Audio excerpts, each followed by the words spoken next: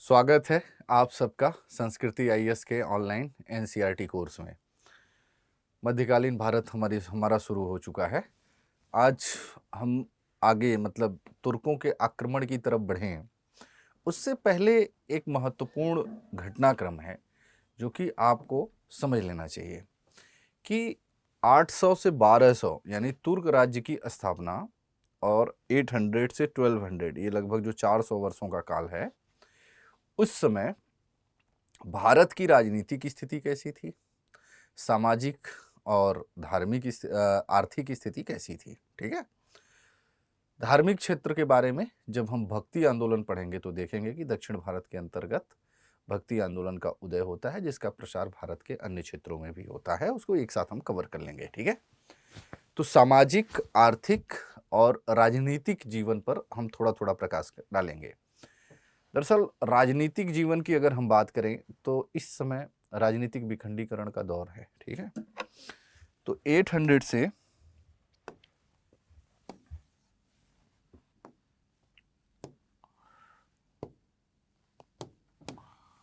800 ईस्वी से 1200 ईस्वी, ये जो कालखंड है, इसके अंतर्गत एक तरीके से देखा जाए तो ये राजपूत काल के नाम से भी जाना जाता है। किसे? राजपूत। इसको भी हम समझेंगे।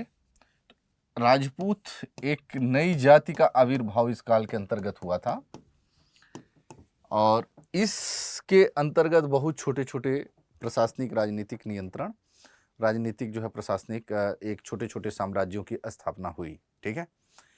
मैंने बात की थी भूमि अनुदान की, याद आ रहा है? और उस भूमि अनुदान के माध्यम से एक बड़े क्षेत्र को कृषि के रूप में तब्दील करना उसका उद्देश्य था। लेकिन जब जिसको भूमि अनुदान दिया जाता था, जो भूमि अनुदान ग्राही व्यक्ति होता था, वो जो है उस क्षेत्र पर वही अपना अधिकार रखता था जैसे कि राजा का अपने साम्राज्य के अंतर्गत होता था। तो वो व्यक्ति सामंत कहलाता था और सामंत की भी शक्ति क्या थी? बढ़ रही थी, क्योंकि वो कर लगा रहा है, कर वसूल रहा है। अपने क्षेत्र में वो वही उन्हीं शक्तियों का उपभोग कर रहा है जो राजा पूरे साम्राज्य के संदर्भ में कर रहा है। ठीक है। तो ये एक अलग स्थिति थी। तो इसमें क्या था कि अब जो भूमि अनुदान दी जा रही है उसमें बहुत सारे लोग हैं, बहुत सारे तत्व हैं, अलग अलग जाति, अलग अलग जनजाति के तत्व हैं। तो धीरे धीरे उनकी स्थिति सामंत से क्या हो गई? राजा वाली हो गई। तो कई छोटी छोटी राजनीतिक इकाइयां हमें देखने को मिली। तो इसे भी हम समझेंगे कि राजनीतिक इकाइयां हैं, अब ये राजा हैं। ठीक है। तो इन्हें राजपूत क्यों कहा गया? दरअसल हमने तो पढ़ा था कि 4 वर्णों के बारे में हमने पढ़ा था, ब्राह्मण, क्षत्रिय, वैश्य और शूद्र। ये 4 वर्ण हैं, जिसमें ब्राह्मण का क्या कर्तव्य होता था? पठन पाठन, अध्ययन अध्यापन। क्षत्रिय का क्या कर्तव्य था? राज्य की सुरक्षा करना। राजा सामान्यतः क्षत्रिय ही होता था। वैश्य ये उत्पादन क्रियाओं से जुड़ा हुआ वर्ण था और शूद्र इसका उद्देश्य, इसका काम था तीनों वर्णों की सेवा करना। ठीक है। तो ये 4 वर्ण थे। लेकिन 8वीं 9वीं सदी में एक नई जाति का आविर्भाव हुआ जो राजपूत कहलाई। दरअसल मौर्योत्तर काल में जो भूमि अनुदान देना की प्रथा शुरू हुई थी, तो उस समय जो भूमि अनुदान प्राप्त करता है, मान लीजिए ये भूमि का टुकड़ा है अलग अलग क्षेत्र में, अब ये धीरे धीरे एक राजा के रूप में स्थापित होने लगे। ठीक है। जिसमें ब्राह्मणों को भूमि अनुदान दिया गया, अन्य लोगों को भी भूमि अनुदान दिया गया। जो भारत में चूंकि बहुत सारी जातियों उपजातियों का आत्मसातीकरण हुआ, भारतीय समाज के अंतर्गत बहुत सारे विदेशी आक्रमणकारी आए, शक, कुषाण, पल्लव, इंडो ग्रीक, ये सब भारतीय समाज में समाहित हो गए। चूंकि ये जो विदेशी आक्रांता थे वो शासक वर्ग से थे, तो उनको भी जो है ब्रह्मक्षत्र के रूप में कि शासक वर्ग के अंतर्गत शामिल किया गया। तो इसीलिए इस काल में जो राजा हुए उनको हम राजपूत कहते हैं। ठीक है। और बाद में जो धर्मशास्त्र थे, स्मृतिकार थे, उन लोगों ने इन राजपूतों को छत्री का दर्जा दिया। ठीक है, तो इस काल में जो सबसे बड़ी बात है कि 800 से 1200 ईस्वी का जो ये काल है, ये जो समाज है वो कैसा है, सामंतवादी संरचना का विकास है। अलग अलग क्षेत्र में अलग अलग राजनीतिक इकाइयां हैं।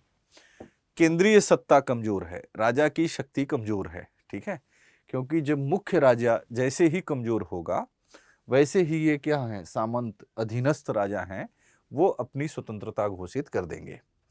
ऐसी स्थिति में क्या होगा कि जो राज्य की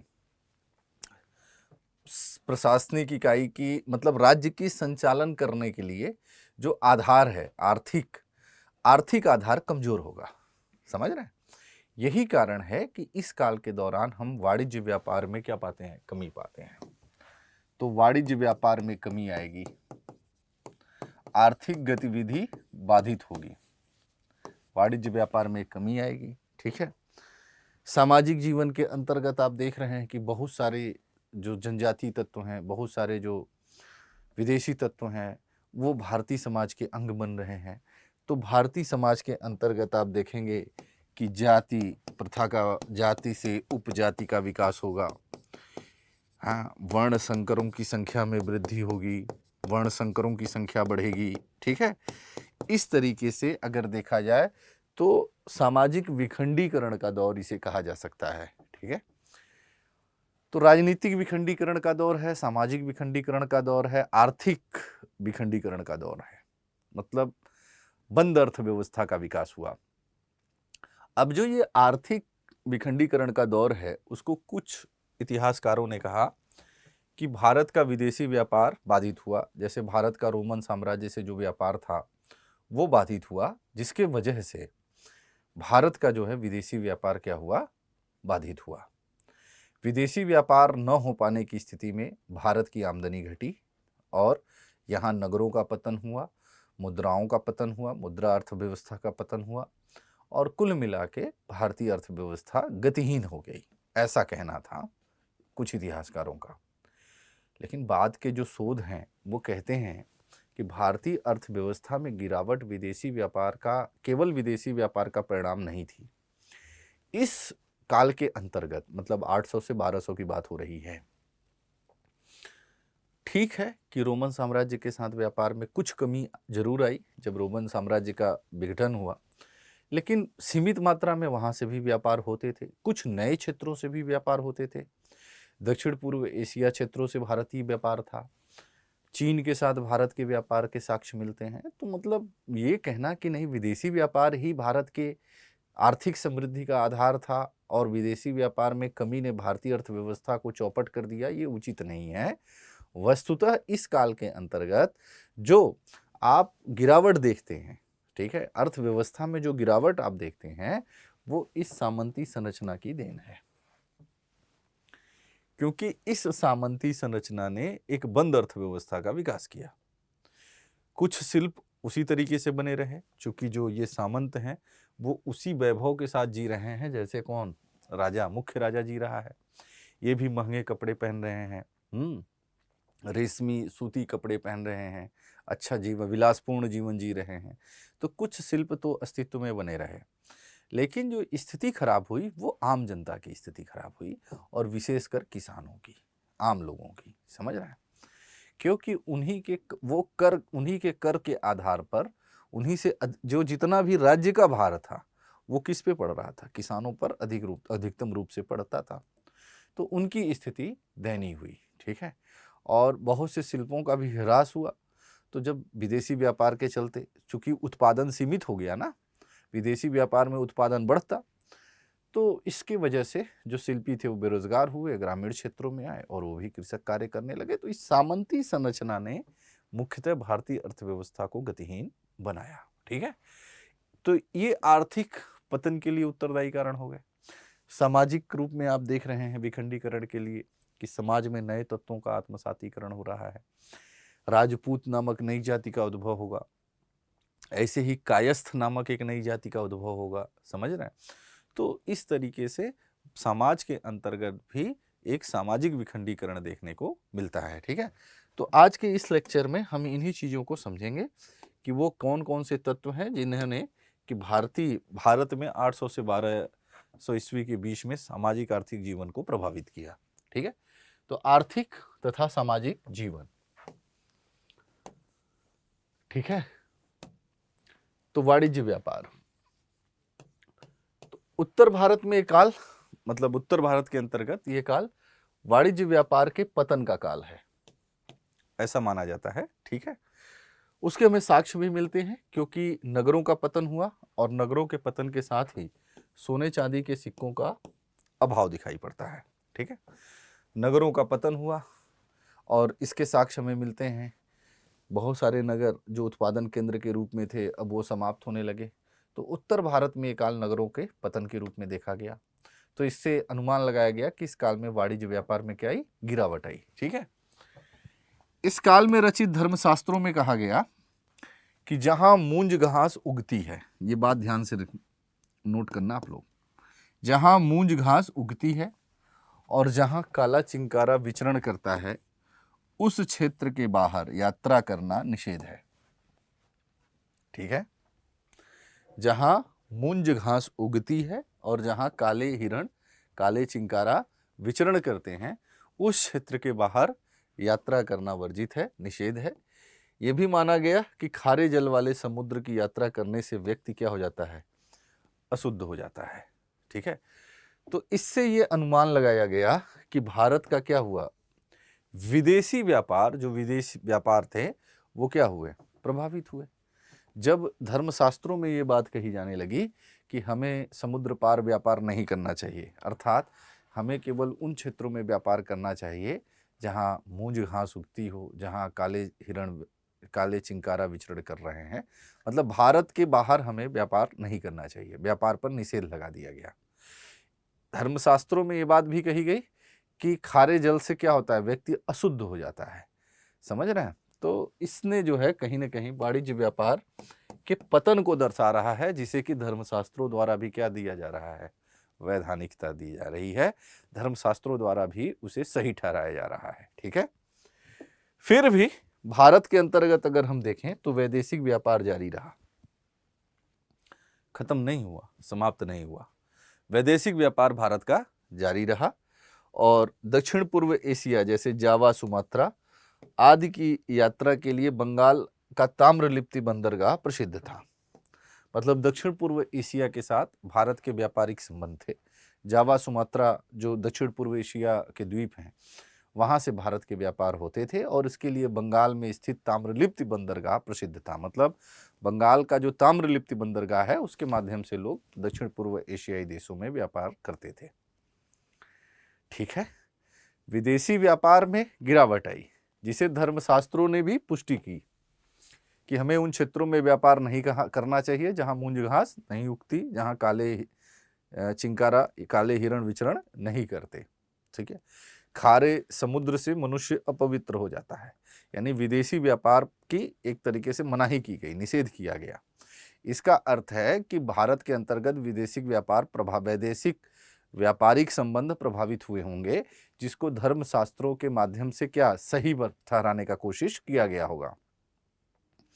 बावजूद इसके वैदेशिक व्यापार कभी नहीं रुका और वो भी चलता रहा, जिसका साक्ष्य हमें बंगाल में ताम्रलिप्ति बंदरगाह के होने और वहां से दक्षिण पूर्व एशिया के साथ व्यापार से पता चलता है। आई बात समझ में? चीन के साथ भारत का जो है इस समय जो व्यापारिक संबंध था, उसमें तीव्रता आई। तो चीनी लोग भारी मात्रा में मसालों का उपयोग करते थे। मसाला, काले मिर्च, जो यहाँ के मसाले हैं, उनकी चीन में भारी डिमांड थी, जिनका आयात वे दक्षिण पूर्व एशिया और भारत से करते थे। ठीक है, भारत से करते थे, यानी मसालों की डिमांड चीन में थी। ठीक है, और चीन भारत से मसाला मंगाता था, दक्षिण पूर्व एशिया से भी मसाला मंगाता था, कभी कभी भारत उसमें मध्यस्थता का भी काम करता था। तो वाया समुद्र चीनी सागर से वो चीन पहुंचता था। ठीक है, तो चीन से भारत के व्यापारिक संबंध थे इस काल के दौरान, उसमें वृद्धि हुई। चीन में विदेश व्यापार के लिए जो मुख्य बंदरगाह था, उसका नाम है कैंटन। ठीक है, कैंटन था, जिसे अरब यात्रियों ने कानफू कहा है। ठीक है, जैसे भारत में जो मुख्य बंदरगाह है दक्षिण पूर्व एशिया के साथ व्यापार का, वो था ताम्रलिप्ति बंदरगाह, वैसे ही चीन में जो है जो समुद्री व्यापार का एक प्रमुख बंदरगाह है उसका नाम है कैंटन। कैंटन के साथ भारत का व्यापार होता था। मतलब कैंटन चीन का एक प्रमुख बंदरगाह है जहां से वहां से व्यापारिक गतिविधियां होती थी। अरब यात्रियों ने इस कैंटन को जो है कानफू कहा है, कैंटन बंदरगाह को कानफू नाम से पुकारा है। दक्षिण भारत, बंगाल और उड़ीसा, ये ध्यान देना आप लोग।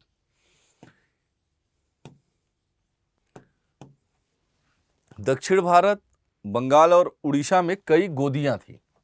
गोदी का मतलब समझते हैं? डॉकयार्ड, गोदियां, ये टाइपिंग मिस्टेक है। इसका अर्थ होता है डॉकयार्ड। जैसे हड़प्पा सभ्यता के अंतर्गत हमने आपको पढ़ाया था कि लोथल से डॉकयार्ड के साक्ष्य मिले हैं। ठीक है, यानी कि बंदरगाह।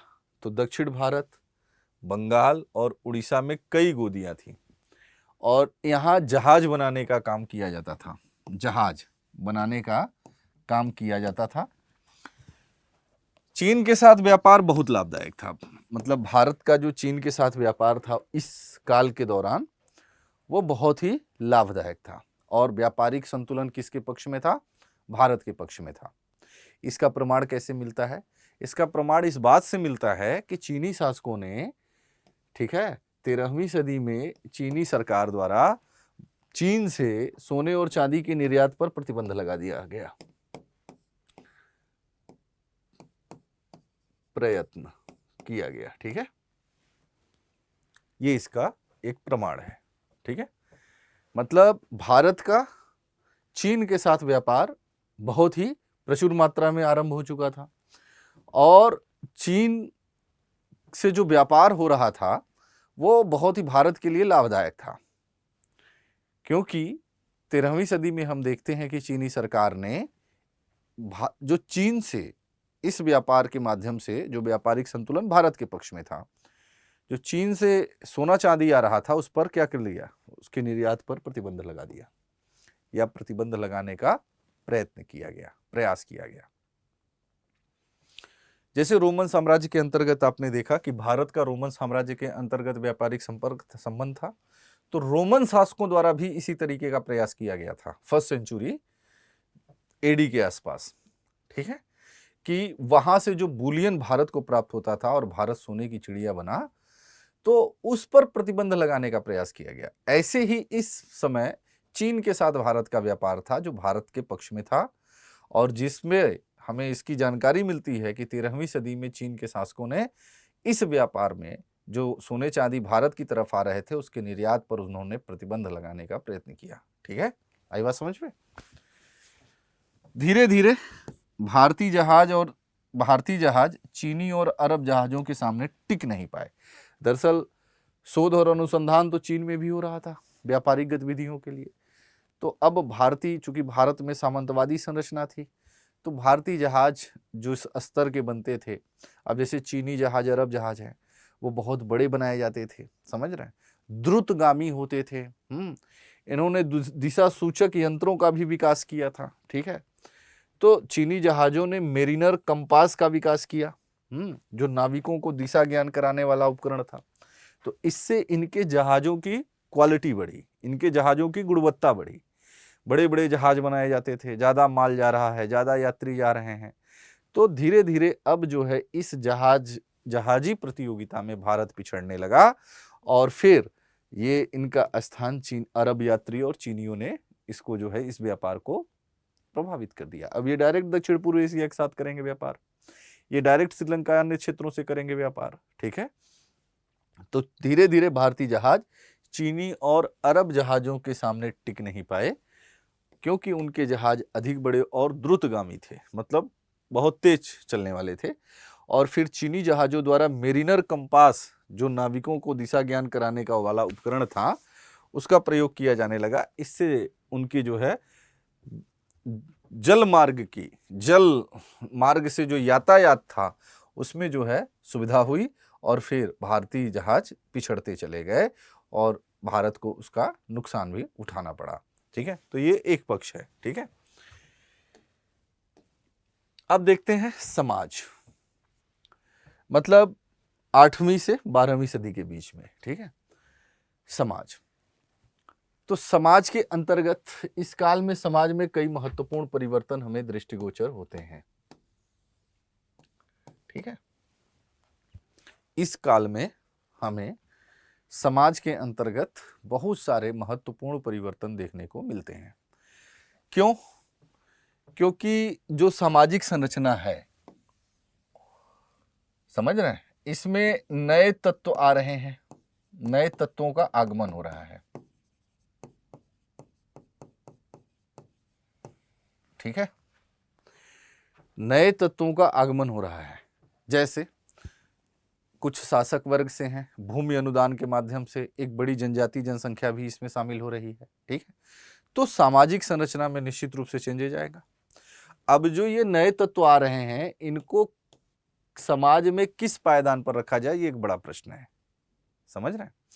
तो यही कारण है कि इस काल के अंतर्गत समाज में बहुत सारे कई महत्वपूर्ण परिवर्तन दिखाई दिए। समाज के अंतर्गत सामंती संरचना का विकास हुआ, भूमि अनुदान के माध्यम से सामंती संरचना का विकास हो रहा है। कई छोटे छोटे राजा अधीनस्थ राजा के रूप में अपने अपने क्षेत्रों में स्थापित हो रहे हैं। जब तक केंद्र मजबूत है तब तक तो ठीक बात है, लेकिन जैसे ही केंद्र कमजोर होगा ये अपनी स्वतंत्रता घोषित कर देंगे। आगे हम राजपूतों के उदय और राजपूत काल के रूप में इसे देखेंगे भी। सामंती संरचना से राजा का जो नियंत्रण है वो भी कमजोर पड़ रहा है।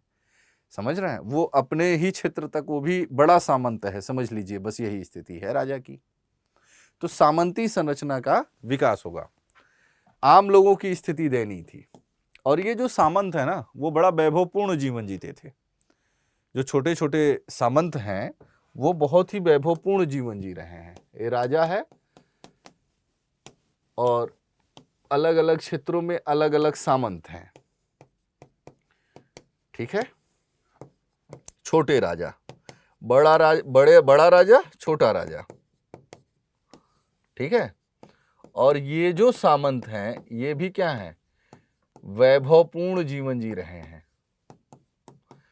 ये उसी तरीके से हैं जैसे राजा दिख रहा है। ठीक है, इनके पास अपनी सेना है, अपने क्षेत्र में प्रशासन की देखभाल कर रहे हैं, लोगों पर कर आरोपित कर रहे हैं, कर वसूल रहे हैं, शक्तिशाली लोग हैं। भाई कर वसूलना तो अगर कोई नहीं देगा तो ये उससे जबरन कर वसूलेंगे। तो इस तरीके से ये धीरे धीरे क्या होंगे?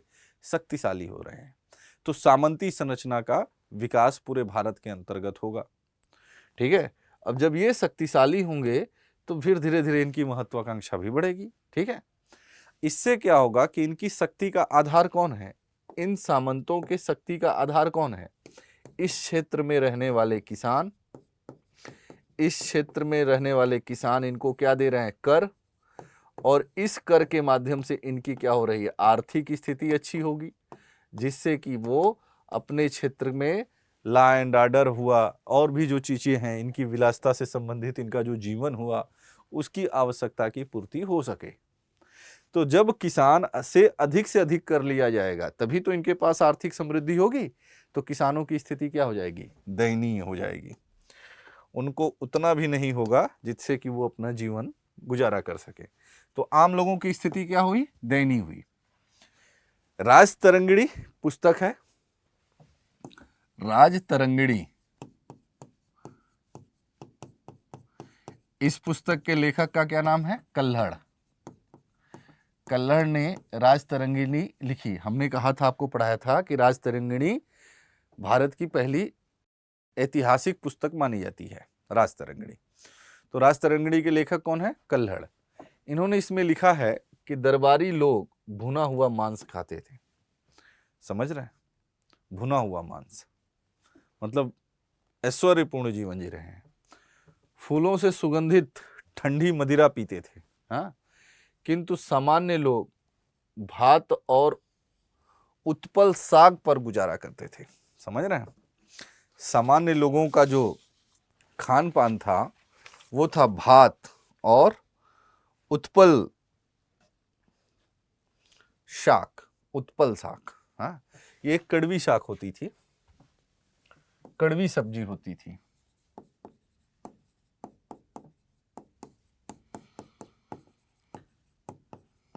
कड़वी सब्जी होती थी, ठीक है, उसको खा के गुजारा कर रहे हैं। तो बड़े लोग जो हैं, जो समाज के संपन्न लोग हैं, वो भुना हुआ मांस खा रहे हैं, सुगंधित मदिरा पी रहे हैं, मतलब ऐश्वर्यपूर्ण जीवन जी रहे हैं, जबकि आम लोग भात यानी चावल से जो बनता है, चावल जब पका दिया जाता है तो उसे भात कहते हैं, ठीक है, तो भात खा रहे हैं, उत्पल साग खा के अपना गुजारा कर रहे हैं, ठीक है। तो इससे स्पष्ट पता चलता है कि दरबारी लोगों की स्थिति या जो उच्च वर्ण है उनकी स्थिति बेहतर थी, आम लोगों की स्थिति दयनीय थी। किसानों से उपज का 1/6 भाग कर के रूप में प्राप्त लिया जाता था। इसके अलावा, मतलब इस 1/6 भाग के अलावा इनके ऊपर बहुत प्रकार के अन्य कर भी थे, जैसे चारागाह कर, तालाब कर आदि भी लिया जाता था। किसानों को विष्ट बेगार भी करना पड़ता था, तो इससे स्थिति और गंभीर हो गई, काम करा के पैसा न देना, विष्ट बेगार, ठीक है। तो इससे इनकी स्थिति क्या हुई, गंभीर हुई। तो उच्च वर्ण की स्थिति बेहतर थी, आम जनता की स्थिति क्या थी, दयनीय थी। वो हमें उस समय के समकालीन लेखों से पता चलता है। राजतरंगिणी में कहा गया है कि उच्च दरबारी लोग हैं, भुना हुआ मांस खा रहे हैं, सुगंधित मदिरा का सेवन कर रहे हैं, वहीं आम जनता जो है भात और उत्पल साग, जो कि कड़वी साग होती थी, कड़वी सब्जी होती थी, उसको खा के गुजारा कर रही है, ठीक है। बिस्ट बिगाड़ भी लिया जा रहा है, काम करा के पैसा न देना, ठीक है, इस तरीके से तो आम जनता की स्थिति दयनीय थी। अब देखिए, जाति व्यवस्था जो हुई इस काल में, जाति व्यवस्था कठोर हुई, ठीक है। जाति व्यवस्था के कठोरता के हमें साक्ष्य, कठोरता के उल्लेख मिलते हैं। पराशर स्मृति है, उसने लिखा कि शूद्र का भोजन, शूद्र द्वारा दिया गया भोजन ग्रहण करना, उनके साथ रहना, उसके साथ एक आसन पर बैठने और उससे शिक्षा ग्रहण करने से श्रेष्ठ व्यक्ति भी पतित हो जाता है, ठीक है। मतलब जाति व्यवस्था की कठोरता का उल्लेख हमें पराशर स्मृति से मिलती है। समकालीन है इस काल के, तो पराशर स्मृति में इस बात का उल्लेख मिलता है कि जाति व्यवस्था इस काल के अंतर्गत कठोर हुई, समझ रहे हैं। शूद्रों की स्थिति और दयनीय हुई, शूद्रों द्वारा दिया गया भोजन नहीं ग्रहण करना चाहिए, उनके साथ बैठना नहीं चाहिए, शिक्षा अगर कोई प्राप्त कर रहा है, उनसे कोई ज्ञान मिल रहा है, हाँ, तो उनके स्पर्श, उनके छाया मात्र से ही आदमी जो है क्या हो जा रहा है, अस्पृश्य हो, वो जो है मतलब वो जो है उसकी स्थिति नीचे हो जा रही है, समझ रहे हैं। इनके अछूत है, तो श्रेष्ठ से श्रेष्ठ व्यक्ति क्या हो जाता है, पतित हो जा रहा है, ठीक है। अंतरजाति विवाह को हे दृष्टि से देखा जाता था। समाज में वर्ण संकरता की संख्या बढ़ रही थी, इसलिए अंतरजाति विवाह को धर्मशास्त्रों स्मृतिकारों ने निम्न माना, हे दृष्टि का माना। समकालीन लेखकों ने कुम्हार, जुलाहा, सुनार, गायक, नाई, मुंजिया, चर्मकार, मछलीकार, बहेलिया, अनेक जातियों का उल्लेख किया है, ठीक है। अनेक जातियों का उल्लेख किया है,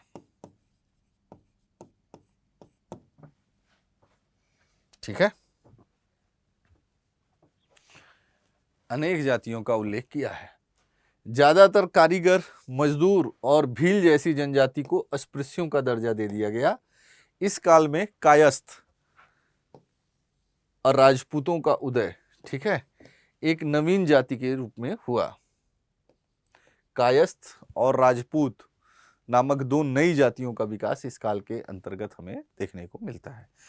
तो मतलब कहने का अर्थ है कि सामाजिक रूप से आप देखेंगे तो ये काल क्या है, विखंडनीकरण का काल है, ठीक है। ये बात हो गई समाज की। स्त्रियों की दशा को हम अलग से देखेंगे, उस पर हम अलग से बात करेंगे, ठीक है।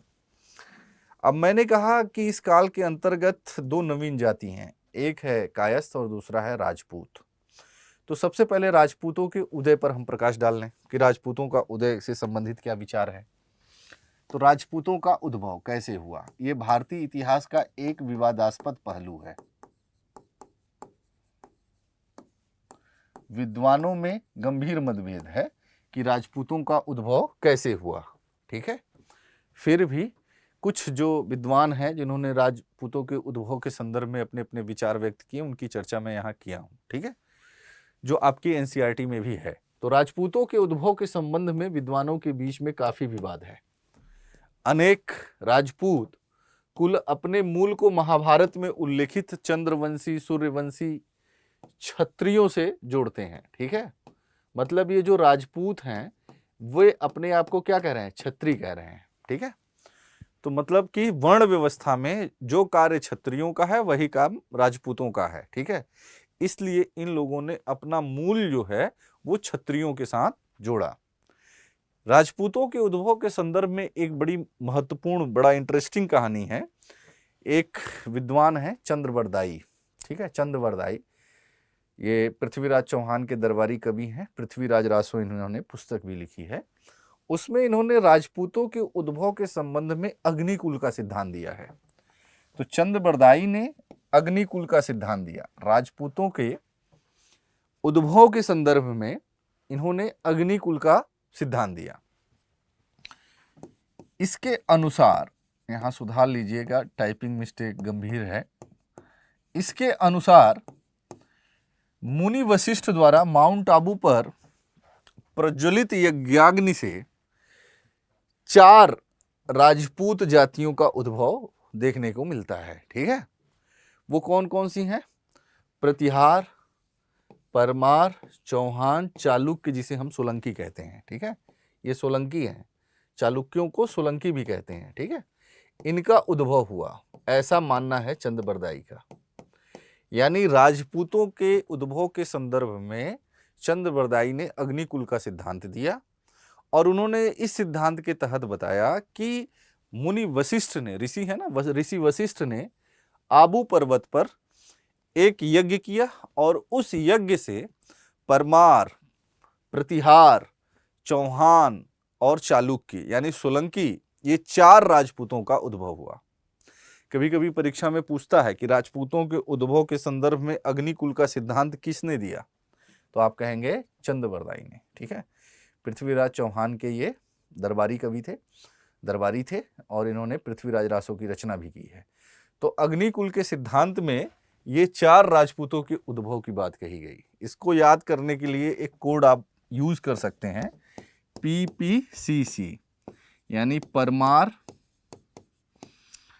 प्रतिहार, चौहान और चालुक्य। ये 4 राजपूत जातियां हमारे मतलब अस्तित्व में आई। ये अग्निकुल के सिद्धांत के द्वारा इनका जो है ये उत्पन्न हुई। ठीक है, कुछ विद्वानों के अनुसार कालांतर में विभिन्न जातियों के सभी शासक घरानों को राजपुत्र या राजपूत कहा जाने लगा एवं उन्हें क्षत्रियों का दर्जा दे दिया गया। ये ज्यादा मतलब सही माना जाता है कि दरअसल क्या था कि इनके आपस में अपने वैवाहिक संबंध होते थे, ये आपस में खान पान और वैवाहिक संबंध हुआ करते थे। तो जो राज घराने से संबंध थे, चाहे वो किसी भी जाति के थे, समझ रहे हैं, वो धीरे धीरे राजपुत्र, राजा का पुत्र कहलाने लगे और उनके बीच आपसी खान पान और वैवाहिक संबंध होने लगे, इसलिए उनको जो है राजपूत कहा जाने लगा। ये राजपूतों की उत्पत्ति का जो है एक सिद्धांत है। ठीक है, अब देखिए इस काल के अंतर्गत अगर आप देखेंगे तो राजपूतों का उद्भव हुआ, ठीक है, उसमें प्रतिहार सबसे महत्वपूर्ण है। गुर्जर प्रतिहार जिन्हें हम कहते हैं, गुर्जर प्रतिहार। हमने पाल प्रतिहार और राष्ट्रकूट के बारे में पढ़ा था, त्रिपक्षी संघर्ष हमने पढ़ लिया है। ठीक है, तो गुर्जर प्रतिहार ये सबसे शक्तिशाली थे। कन्नौज पर इनकी राजधानी थी, कन्नौज इनका अधिकार था। लेकिन प्रतिहार साम्राज्य का जब प्रतिहारों का विघटन हुआ, इसे लिख लीजिएगा, इसे नोट कर लीजिएगा, इस स्लाइड में नहीं है। तो गुर्जर प्रतिहार का जब इनका विघटन हो गया, गुर्जर प्रतिहारों की शक्ति समाप्त हो गई, तो इन्हीं के सामंतों के रूप में इनके विघटन के पश्चात अलग अलग क्षेत्र में अलग अलग राजपूत वंश स्थापित हुए जो पहले इनके अधीन रहा करते थे। जैसे कन्नौज क्षेत्र में गढ़वाल आए, गढ़वाल, ये कहाँ है? कन्नौज।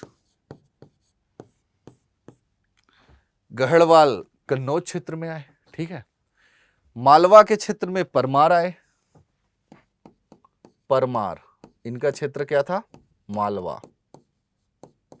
मालवा मध्य प्रदेश का जो क्षेत्र है मालवा, वहां परमार स्थापित हो गए, ठीक है।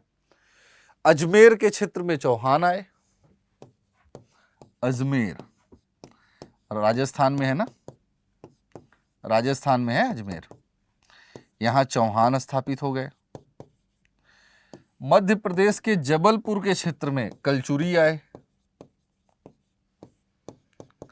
यहां कलचुरी वंश स्थापित हुआ, ठीक है, कलचुरी स्थापित हो गए। जेजाक्त भुक्ति, जिसे हम कहते हैं बुंदेलखंड, जेजाक्त भुक्ति के क्षेत्र में चंदेल आए, जेजाक भुक्ति, ये बुंदेलखंड का ही नाम है, बुंदेलखंड उत्तर प्रदेश और मध्य प्रदेश का एक क्षेत्र है जिसे बुंदेलखंड के नाम से जाना जाता है। यहाँ चंदेल आए, ठीक है। इसी तरीके से दिल्ली में यहाँ पे तोमर वंश, तोमर राजपूत आए, ठीक है। तो अलग अलग क्षेत्र में ये जो है राजपूत राजा स्थापित हुए, जिसमें ये कुछ उदाहरण हमने आपको बताया। ये पहले किसके सामंत थे? गुर्जर प्रतिहार। उनके साम्राज्य का जब विघटन हुआ गुर्जर प्रतिहारों का, तो अलग अलग क्षेत्र में छोटी छोटी राजपूत इकाइयां स्थापित हुई। जैसे कन्नौज में गढ़वाल शासक स्थापित हुए।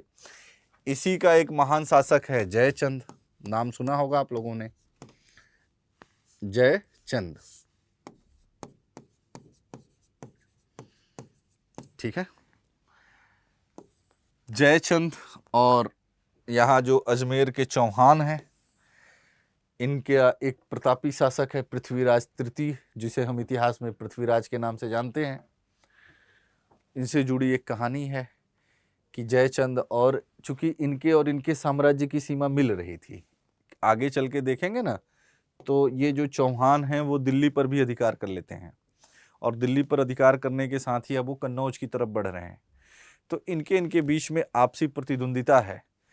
इनको, ये जो राजपूत शासक हैं, एक दूसरे को नीचा गिरा रहे हैं, एक दूसरे से संघर्षरत हैं, एक दूसरे से युद्धरत हैं। इनमें आपस में राजनीतिक एकता नहीं है। एकता होती तो इतने अलग अलग भागों में विभाजित क्यों होते? कभी इस क्षेत्र पे एक वंश का शासन था, आज इस क्षेत्र में कई राजनीतिक इकाइयां आपको देखने को मिल रही हैं, ठीक है। इससे एक केंद्रीय सत्ता या केंद्रीय शक्ति कमजोर हुई। तो अब जो है जयचंद की पुत्री का नाम है संयोगिता। एक कहानी है जो एनसीईआरटी में तो नहीं है, लेकिन मैं बता दे रहा हूं आपको। संयोगिता का जो है जयचंद ने एक स्वयंवर रचा, एक उन्होंने अनुष्ठान आरंभ किया, और उस अनुष्ठान के बाद संयोगिता का स्वयंवर होना था, जिसमें उन्होंने उस समय के जितने राजपूत राजा थे, स्वयंवर का तो कॉन्सेप्ट आप जानते ही हैं। जैसे रामायण में आपने सीता जी का स्वयंवर देखा था, ठीक है, जनक ने सीता जी का स्वयंवर आयोजित किया था। तो उसी तरीके से तो जयचंद ने जो है अपनी पुत्री के लिए स्वयंवर योग्य वर खोजना चाहा, और उस स्वयंवर कार्यक्रम में उसने पृथ्वीराज चौहान, या जी पृथ्वीराज तृतीय कहते हैं, उनको आमंत्रित नहीं किया। पृथ्वीराज को वो नीचा दिखाना चाहता था कि शायद उनका स्तर इस लेवल का नहीं है कि वो हमारे राज दरबार में आमंत्रित हों, ठीक है। पृथ्वीराज चौहान को ये बात बड़ी खराब लगी, और फिर जैसा कि आप लोगों ने कई धारावाहिक वगैरह टीवी सीरियल्स में या बहुत जगह आपने सुना होगा, पढ़ा होगा कि उन्होंने संयोगिता का अपहरण कर लिया, मतलब वहाँ जो स्वयंवर से ही उनका अपहरण कर लिया, और यही जयचंद और पृथ्वीराज तृतीय के बीच में कटुता का कारण बनी, और फिर आगे तुर्कों ने इसका फायदा उठाया। तो इस तरीके से जो ये राजपूत शासक हैं ये आपस में ही संघर्षरत रहते थे। इन्होंने कोई एक राजनीतिक इकाई स्थापित नहीं की, ये छोटे छोटे राजनीतिक इकाइयों में बटे हुए थे। ठीक है, तो गुर्जर प्रतिहारों से ही ये अलग हुए, पहले उन्हीं के सामंत हुआ करते थे। ठीक है, आगे चलें। इन राजपूत शासकों की एक उपलब्धि के रूप में है कि उत्तर भारत के अंतर्गत, चूंकि ये उत्तर भारत का क्षेत्र है, तो उत्तर भारत के अंतर्गत मंदिर निर्माण, ये जो है, जैसे दक्षिण भारत के अंतर्गत चोलों के अंतर्गत मंदिर निर्माण की द्रविड़ शैली अपने चरमोत्कर्ष पर पहुंची, वैसे ही राजपूतों के अंतर्गत, यहां लिख लीजिए, राजपूतों के अंतर्गत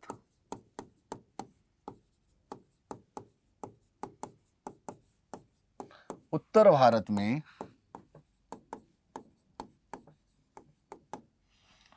मंदिर निर्माण की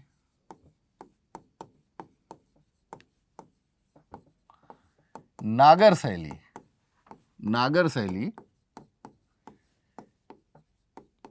का काफी विकास हुआ, यानी एक तरीके से कह सकते हैं वो अपने चरमोत्कर्ष पर पहुंची।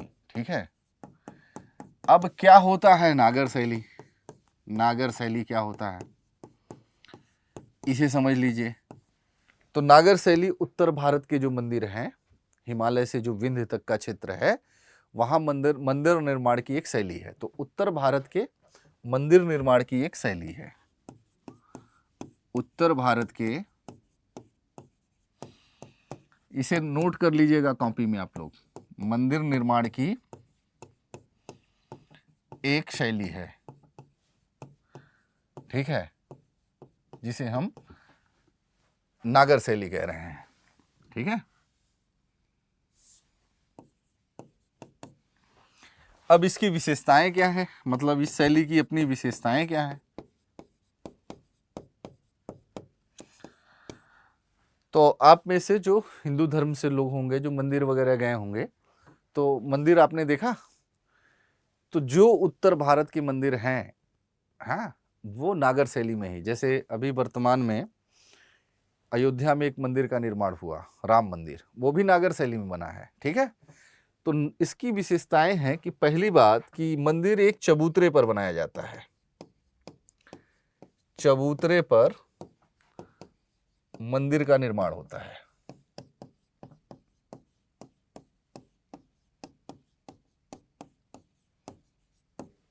ध्यान दिया आप लोग, एक प्लेटफॉर्म बनाया जाता है, चबूतरा जिसे कहते हैं, उस पर मंदिर बनाया जाता है, और उस चबूतरे पर चढ़ने के लिए सीढ़ियां होती हैं, सीढ़ी से ही चढ़ते हैं ना, तो चबूतरा बनाया जाता है।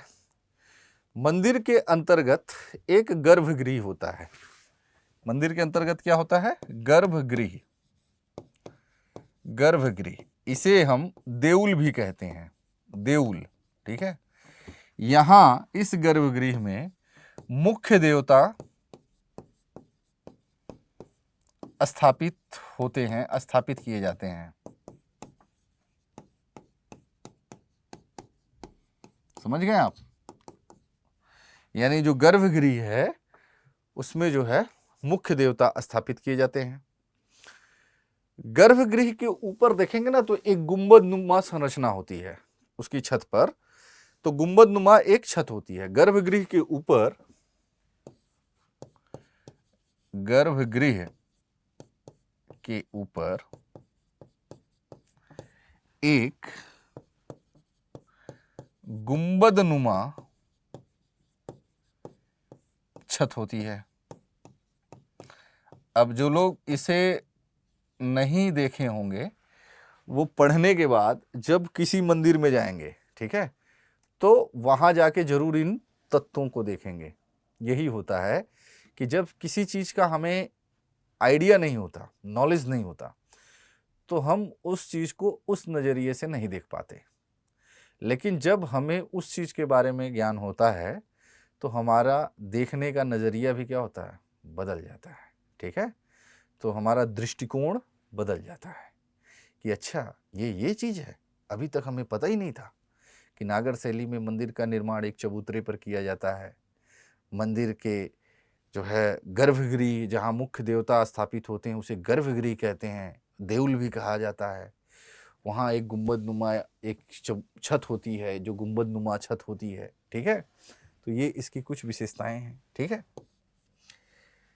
फिर आपने नोटिस किया होगा कि गर्भगृह के ठीक सामने एक प्रांगण होता है जहां बैठते हैं हम लोग, मतलब जहां जो क्या कहते हैं कि भक्तगण बैठते हैं, कोई कीर्तन भजन अपनी उपासना करता है। तो गर्भगृह के ठीक सामने एक मंडप होता है, एक मतलब जो जगह होता है उसे मंडप कहते हैं। तो गर्भगृह के ठीक सामने, गर्भगृह के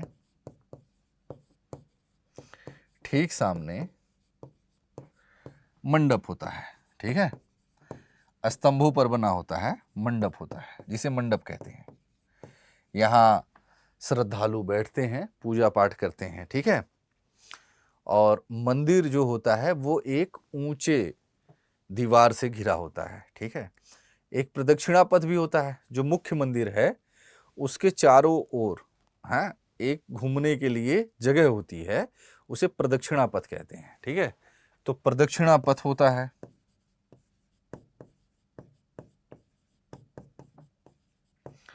और मंदिर चारों ओर दीवारों से घिरा होता है, जिसे बाउंड्री वॉल होता है ना,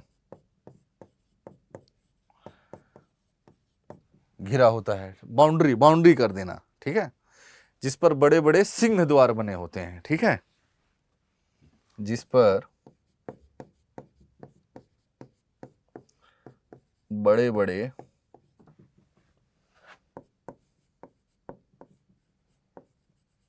सिंह द्वार बने होते हैं। तो ये है नागर शैली और उसकी अपनी कुछ विशेषताएं।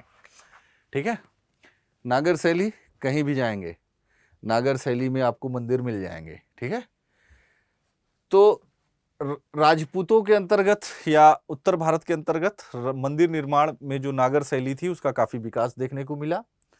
नागर शैली क्या है, उत्तर भारत में मंदिर निर्माण की शैली है और इसकी विशेषताएं ये चबूतरे पर बनाई जाती है। गर्भगृह जिसे देउल कहते हैं, गर्भगृह होता है उसे देउल भी कहते हैं। गर्भगृह में मुख्य देवता को स्थापित किया जाता है। गर्भगृह के ऊपर एक गुंबदनुमा छत होती है। गर्भगृह के ठीक सामने जो श्रद्धालु बैठते हैं उसे हम मंडप कहते हैं। एक प्रदक्षिणा पथ होता है, मंदिर के चारों ओर परिक्रमा करने के लिए एक प्रदक्षिणा पथ होता है और मंदिर को चारों तरफ से एक दीवार से बाउंड्री कर दिया जाता है जिस पर बड़े बड़े सिंह द्वार बने होते हैं। ठीक है, अब नागर शैली के प्रमुख मंदिर कौन कौन से हैं? ठीक है, जो इस काल के हैं प्रमुख मंदिर 800 ईस्वी से 1200 मतलब के बीच में जो प्रमुख मंदिर है नागर शैली में, उसको अब जैसे खजुराहो का मंदिर काफी आपने सुना होगा। खजुराहो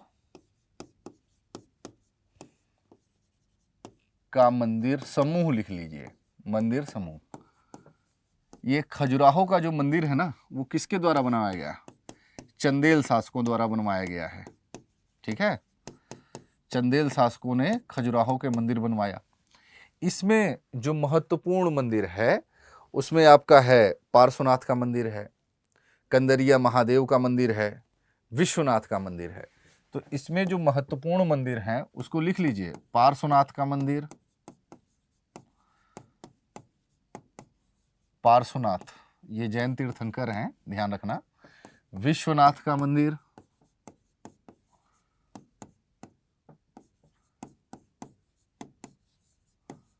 और एक महत्वपूर्ण है कंदरिया महादेव का मंदिर। ये कहाँ? खजुराहो मंदिर समूह में है महादेव का मंदिर। क्लियर है? ठीक है। तो खजुराहो मंदिर समूह चंदेल शासकों ने बनवाया है और यहाँ के जो मंदिर हैं वो नागर शैली में बने हुए हैं, जिसमें जो कुछ प्रमुख हैं जैसे पार्श्वनाथ का मंदिर है, विश्वनाथ का मंदिर है, कंदरिया महादेव का मंदिर है। ऐसे ही उड़ीसा में जो कुछ प्रसिद्ध मंदिर हैं, तो उड़ीसा के जो कुछ प्रसिद्ध मंदिर हैं उनके नाम लिख लीजिए। इसमें है एक पुरी का जगन्नाथ मंदिर, बहुत फेमस है, पुरी का जगन्नाथ मंदिर।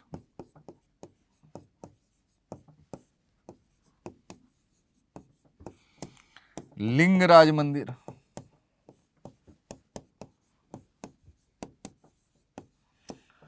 कोणार्क का सूर्य मंदिर, कोणार्क का सूर्य मंदिर, ये सब क्या है? नागर शैली में बने हुए महत्वपूर्ण मंदिर है। ठीक है। इसी शैली में बना है एक महत्वपूर्ण मंदिर इस काल का है दिलवाड़ा का जैन मंदिर। जैन धर्म से संबंधित है लेकिन नागर शैली में बना है। इसे बनवाया है चालुक्य शासक भीम का एक मंत्री है वास्तुपाल, वास्तुपाल ने बनवाया है। ठीक है। तो ये जो है कुछ महत्वपूर्ण मंदिर हैं, नागर शैली में बने हैं। ठीक है। यहां तक क्लियर है? कोई डाउट? तो ये नोट कर लीजिएगा, जो ये चीजें हमने लिखवाई हैं इसको आप लोग नोट कर लीजिएगा। ठीक है। अब आगे चलते हैं। अब आगे देखें तो स्त्रियों की दशा। ठीक है। 800 से 1200 ईस्वी के बीच में स्त्रियों की दशा, इसको सुधार लीजिएगा, ये टाइपिंग मिस्टेक है। स्त्रियों की दशा, महिलाओं की दशा। किसी भी समाज में अगर उस समाज की सामाजिक प्रगति को देखना हो तो हमें ये देखना चाहिए कि उस समाज में महिलाओं की स्थिति कैसी है, स्त्रियों की स्थिति कैसी है।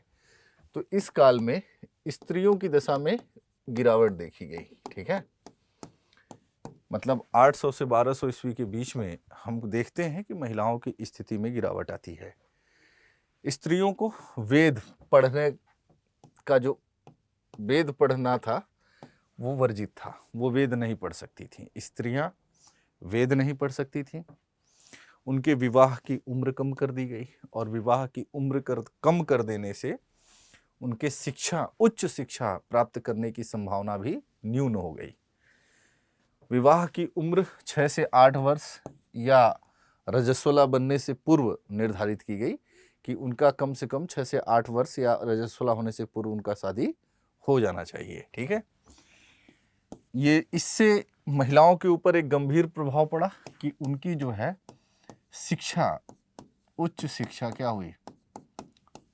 प्रभावित हुई।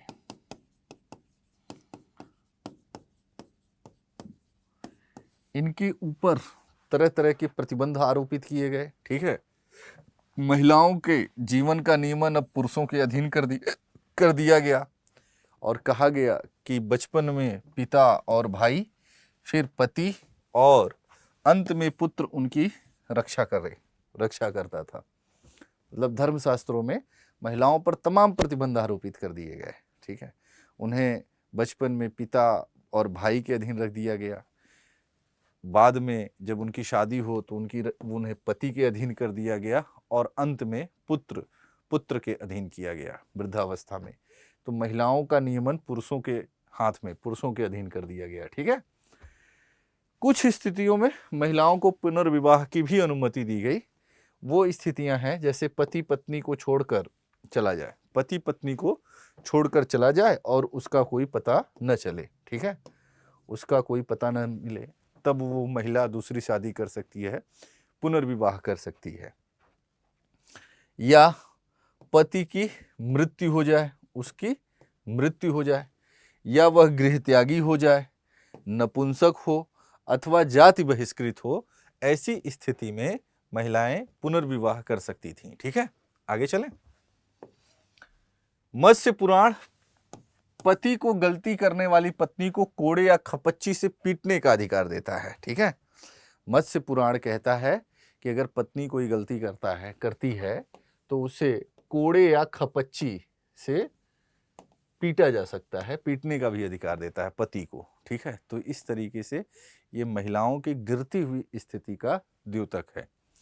सामान्यतः महिला उच्च शिक्षित नहीं होती थी, फिर भी उच्च कुल की महिलाएं संस्कृत और प्राकृत में कविताएं लिख सकती थीं। ललित कलाओं विशेषकर चित्रकारी और संगीत में प्रवीण होती थीं। चूंकि महिलाओं की उच्च शिक्षा का अधिकार छीन लिया गया, उनकी विवाह की उम्र को घटा दिया गया, उन्हें पुरुषों के अधीन कर दिया गया, फिर भी कुछ जो उच्च कुल की, जैसे दरबारी उच्च कुल की महिलाएं हैं, ठीक है, वो संस्कृत और प्राकृत भाषाओं में ज्ञान रखती थीं। ठीक है, चित्रकारी, ललित कलाओं, चित्रकारी और संगीत में प्रवीण होती थी, वो इस क्षेत्र में पारंगत होती थी।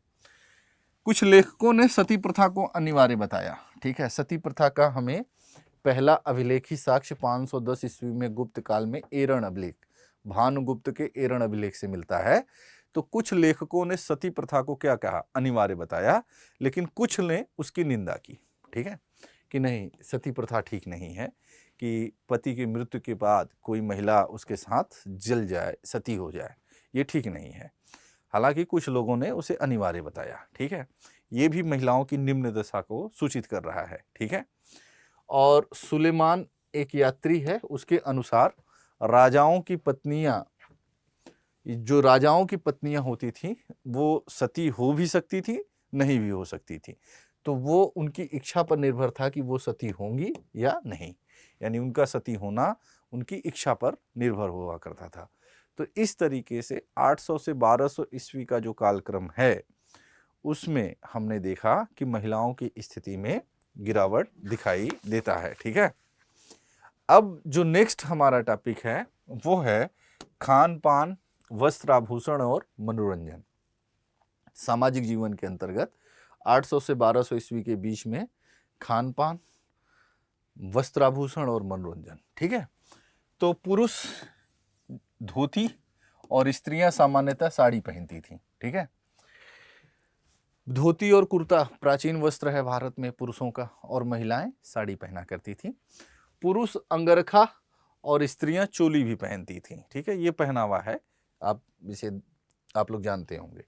उत्तर भारत में उच्च वर्ग के जो लोग होते थे वो लंबा कोट पहनते थे। ठीक है, पायजामा पहनते थे, जूते पहनते थे। ये उनके जो है उच्च वर्ग के लोगों की जो है पहनावा हुआ करते थे। राजतरंगिणी, कल्हण ने राजतरंगिणी में लिखा है कि एक कश्मीर के एक मंत्री ने, वो राजा का कोप भाजन केवल इसलिए बना, उसे बनना पड़ा क्योंकि उसने छोटा कोट पहन रखा था। चूंकि राजा उच्च वर्ग का पहनावा क्या है, लंबा कोट, लेकिन उसने छोटा कोट पहन रखा था, इसलिए उसे अपने राजा का कोप भाजन झेलना पड़ा। ठीक है, समझ सकते हैं। अरब लेखकों से पता चलता है कि स्त्री और पुरुष दोनों आभूषण पहनते थे। स्त्री और पुरुष दोनों कड़े और कानों में बालियां, कुंडल बालियां जो है पहनते थे। ठीक है, चाओ जू कुआ एक चीनी लेखक हैं, एक चीनी यात्री हैं। वो कहते हैं कि गुजरात के स्त्री और पुरुष दोनों दोहरे जो है कुंडल बालियां पहनते थे, दोहरे कुंडल और बालियां पहनते थे। उनके कपड़े तंग होते थे। ठीक है, तो ये जो है खान पान, वस्त्र आभूषण और मनोरंजन से संबंधित कुछ बातें हैं। ठीक है, यानी वस्त्र आभूषण पुरुष और स्त्री दोनों पहन रहे हैं। मार्को पोलो, यहां सुधार लीजिए, मार्को पोलो वेनिस का यात्री है, कहता है कि मालाबार, दक्षिण में आया था, मालाबार के स्त्री और पुरुष केवल कटी वस्त्र,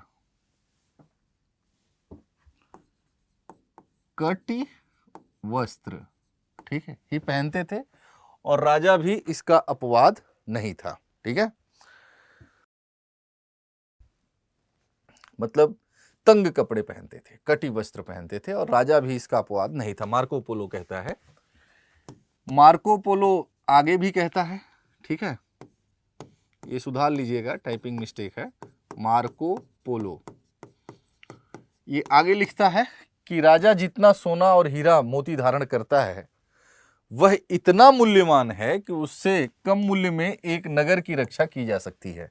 मतलब राजा इतने आभूषण पहनता था, वो इतना कीमती होता था जिससे कि एक नगर का क्या किया जा सके, एक नगर की सुरक्षा में उतना खर्च हो सकता था, उससे एक नगर की सुरक्षा की जा सकती थी।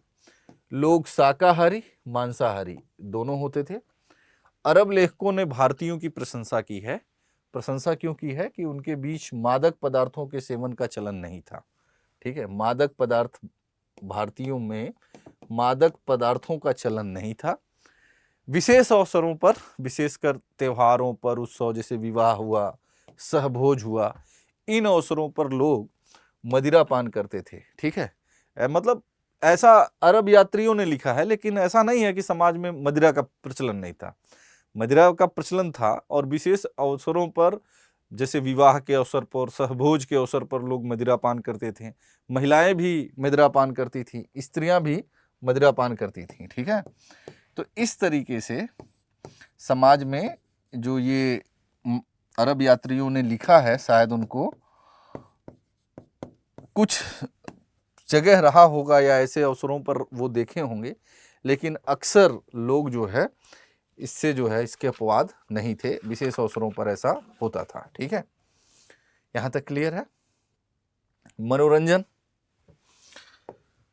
तो मनोरंजन में लोग आमोद प्रमोद यानी मनोरंजन के प्रेमी थे। 800 से 1200 ईस्वी के बीच में जो समाज है वो मनोरंजन का प्रेमी था।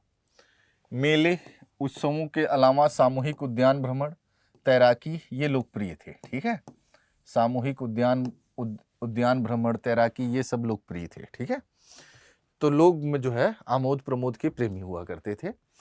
लोगों के बीच में भेड़, मुर्गे, इन पशु पक्षियों की लड़ाइयाँ काफ़ी प्रचलित थी। दक्षिण भारत के अंतर्गत आप देख सकते हैं कि जल्लीकट्टू मतलब बैलों की लड़ाई, पशुओं की लड़ाई, ठीक है, ये काफ़ी अधिक लोकप्रिय थी।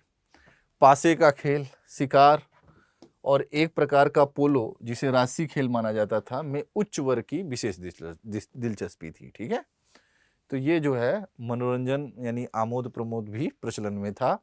उसमें मुर्गों, भेड़ों, पशुओं की लड़ाइयाँ हैं, मेलों का उत्सव है, सामूहिक उद्यान भ्रमण है, तैराकी है, पोलो है, पासे का खेल है, शिकार है, ये सब प्रचलन में था। ठीक है, इसके माध्यम से लोग अपना अपना मनोरंजन करते थे। क्लियर है? आगे चलें। नेक्स्ट है हमारा शिक्षा तथा ज्ञान विज्ञान। तो शिक्षा के क्षेत्र में इस काल के अंतर्गत भारी गिरावट देखी गई। ठीक है, शिक्षा के क्षेत्र में भारी गिरावट हुई। पढ़ना लिखना ये कुछ लोगों का अधिकार हो गया, कुछ ही लोग जानते थे, जिनमें ब्राह्मण अग्रणी थे। कुछ दूसरे उच्च वर्ग के लोग भी शिक्षा प्राप्त करते थे। ठीक है, तो शिक्षा में क्या हुआ? गिरावट आई। ब्राह्मणों का अपना अधिकार बना रहा, पढ़ना लिखना, अध्ययन अध्यापन। उच्च वर्ग के लोग भी क्या होते थे? शिक्षित होते थे। ठीक है, अध्ययन के जो मुख्य विषय हैं वो है वेद, व्याकरण, तर्कशास्त्र, दर्शन। ये जो है अध्ययन के मुख्य विषय हुआ करते थे। शस्त्रार्थ हुआ करता था, आपस में जो है तर्कशास्त्र के माध्यम से, तो तर्कशास्त्र का विकास हुआ। तो वेद, व्याकरण, तर्कशास्त्र, दर्शन, इन सब का ये अध्ययन के विषय थे।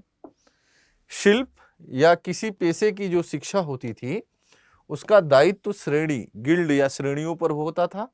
अलग अलग परिवारों पर ये छोड़ दिया जाता था कि वो शिक्षा देंगे। नालंदा, विक्रमशिला, उद्भांडपुर या उदंडपुर ये प्रमुख शिक्षा के केंद्र थे।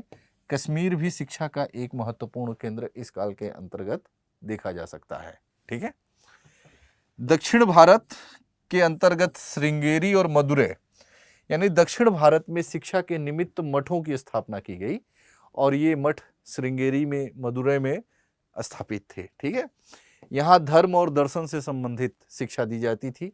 वाद विवाद और शास्त्रार्थों को विशेष महत्व दिया जाता था। ठीक है, तो दक्षिण भारत में शिक्षा के लिए जो है मठों का जो है विकास हुआ। ठीक है, तो क्लियर है यहां तक? आगे चलें। इस काल में वैज्ञानिक ज्ञान में क्या हुआ? अवनति आई, गिरावट आई। यानी कुल मिला के अगर हम देखें तो हर क्षेत्र में ये काल गिरावट का सूचक है। समझ रहे हैं?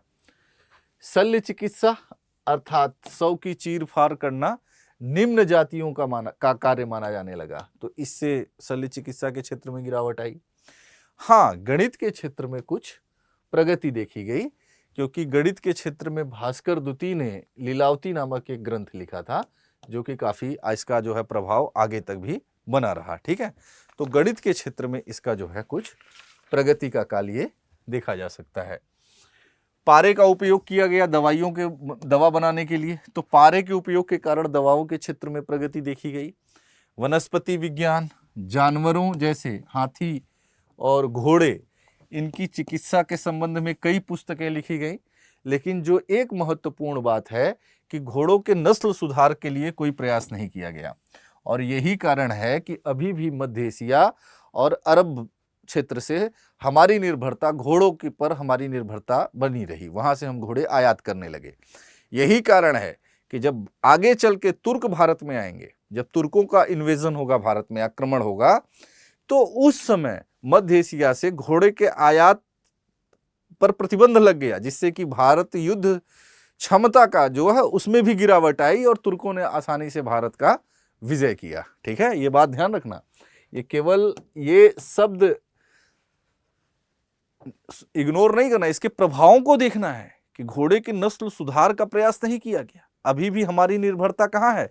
हम घोड़े कहां से आयात कर रहे थे? मध्य एशिया से। हम घोड़े कहां से आयात कर रहे हैं? अरब देशों से।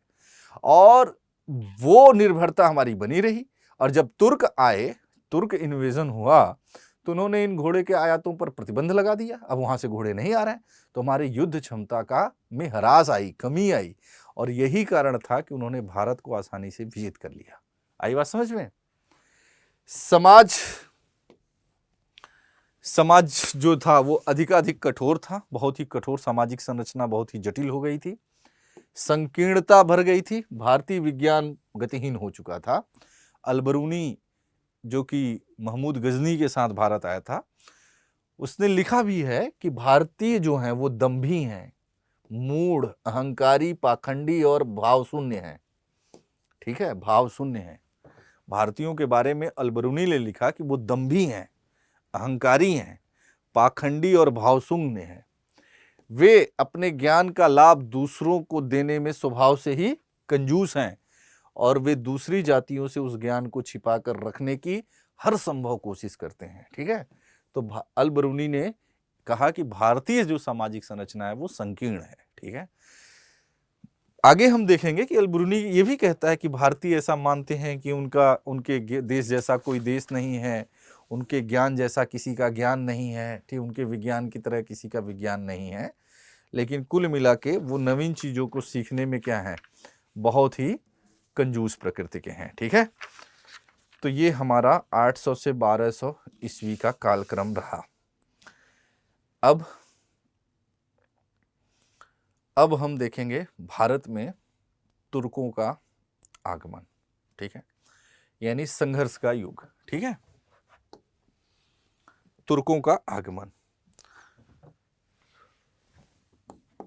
तो भारत में जो तुर्क आए वो इस्लाम धर्म के क्या थे?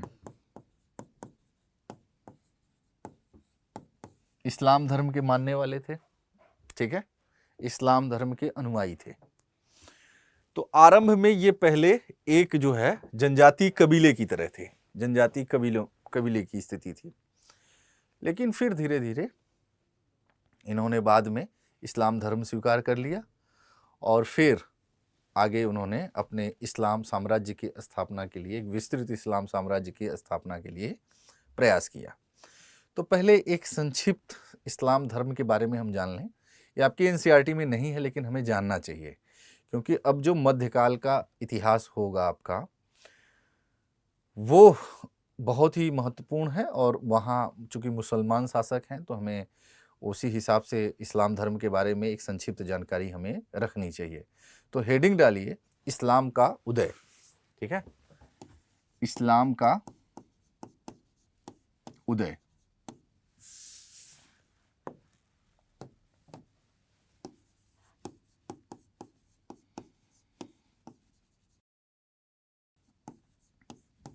ठीक है, तो इस्लाम धर्म के प्रवर्तक हैं, उनका नाम क्या है? पैगंबर मोहम्मद साहब।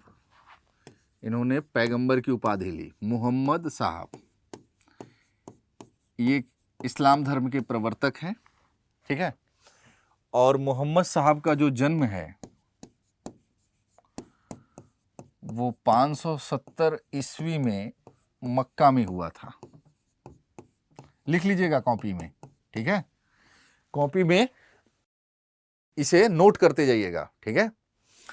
पैगंबर साहब का जन्म 570 ईस्वी में मक्का में हुआ था, ठीक है। इनके पिता का नाम अब्दुल्ला और माता का नाम अमीना था, ठीक है। तो इनके पिता का नाम क्या है? अब्दुल्ला, और इनकी माता का नाम क्या है? अमीना, ठीक है। अमीना इनकी संतान है मोहम्मद साहब, ठीक है। मक्का में ही हीरा की एक गुफा है, और हीरा की गुफा में इन्हें 40 वर्ष की उम्र में ज्ञान की प्राप्ति हुई, जिसे हम खुदाई इल्हाम के नाम से जानते हैं, ठीक है। तो मोहम्मद साहब को ज्ञान प्राप्ति या खुदाई इल्हाम, ज्ञान प्राप्ति को इस्लाम में कहते हैं खुदाई इल्हाम, ठीक है। तो हीरा नामक गुफा में 40 वर्ष की उम्र में इन्हें ज्ञान प्राप्त हुआ, ठीक है। हीरा नामक गुफा में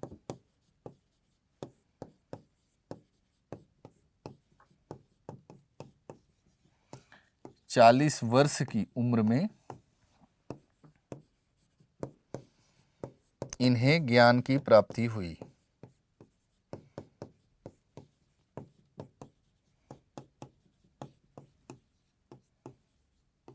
ठीक है। क्लियर है यहां तक? जब इन्हें ज्ञान की प्राप्ति हुई तो इन्होंने अपना जो प्रथम उपदेश था वो अपनी पत्नी खदीजा, ये एक विधवा हैं, दरअसल मोहम्मद साहब के जो पिता थे उनकी मृत्यु बचपन में हो गई थी, तो मोहम्मद साहब का जो पालन पोषण था उनके चाचा ने किया था, ठीक है। और वो घोड़े के व्यवसायी थे, तो ये उसी व्यवसाय में मोहम्मद साहब भी जुड़ गए थे। लेकिन मोहम्मद साहब की कोई रुचि व्यवसाय में नहीं थी, उनका मन उसमें लग नहीं रहा था। तो फिर उन्होंने जो है उसी क्रम में, वो खदीजा एक विधवा है, ये भी एक व्यापारी है, तो खदीजा से इनका जो है विवाह हुआ था। तो जब ज्ञान की प्राप्ति हुई तो उसका जो है पहला उपदेश जो है उन्होंने अपनी पत्नी खदीजा को दिया, ठीक है। तो प्रथम उपदेश उन्होंने खदीजा को दिया, ये ध्यान है। एक सेकेंड, प्रथम उपदेश इसे कर लीजिएगा, नहीं तो आप लोग कंफ्यूज कर जाएंगे, ठीक है। अब मोहम्मद साहब के उपनाम, तो एक इनका उपनाम है पैगंबर, ठीक है, पैगंबर, ठीक है। पैगंबर का अर्थ होता है अंबर, यानी आकाश से पैगाम लाने वाला, ये उनकी उपाधि है। अंबर से पैगाम लाने वाला क्या कहलाए? पैगंबर कहलाए, लाने वाला, ये पैगंबर कहलाए। दूसरा है इनकी उपाधि है एक नबी। नबी का अर्थ होता है सिद्ध पुरुष, ठीक है, नबी, ये इनकी उपाधि है। एक अन्य इनकी उपाधि है रसूल। रसूल का अर्थ होता है ईश्वर का दूत,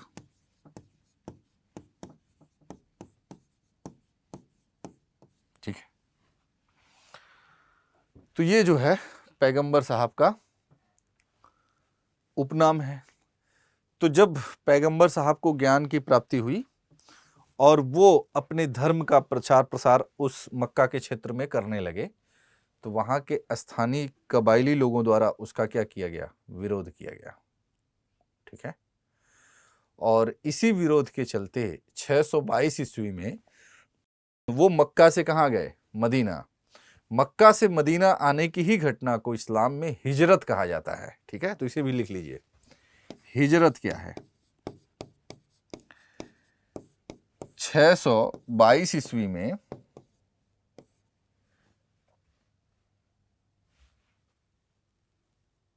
622 ईस्वी में, ठीक है, 22 ईस्वी में पैगंबर मोहम्मद साहब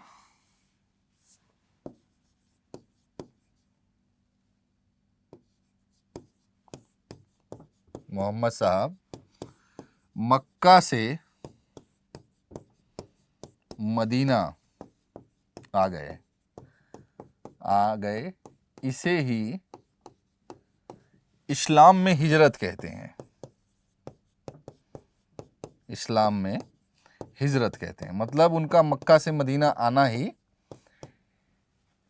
हिजरत कहलाता है। आगे यहां तक की घटनाक्रम समझ गए। अब जब इन्होंने जो ज्ञान प्राप्त किया इस्लाम, उसके बारे में थोड़ा जान लें, क्योंकि बार बार उसका प्रयोग हम आगे भी करेंगे। ठीक है, तो विशेषताएं लिख लीजिए कि क्या क्या उसकी विशेषताएं हैं। इन्होंने जो इस्लाम धर्म चलाया उसकी अपनी विशेषताएं क्या क्या हैं। तो इस्लाम जो धर्म है ना, वो एक एकेश्वरवादी धर्म है।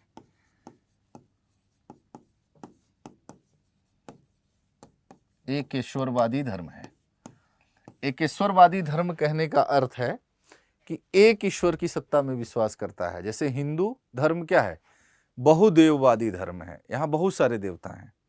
लेकिन इस्लाम एकेश्वरवादी धर्म है, ईसाई एकेश्वरवादी धर्म है। ठीक है, तो यानी एक ईश्वर में विश्वास करते हैं। ठीक है, दूसरा कि कलमा, नमाज, जकात, रोजा और हज, ये इसके 5 स्तंभ हैं। ठीक है, तो इसे भी नोट कर लीजिए कि इस्लाम धर्म के 5 स्तंभ हैं: कलमा, नमाज, जकात, रोजा और हज। इस्लाम धर्म के 5 स्तंभ हैं। ठीक है,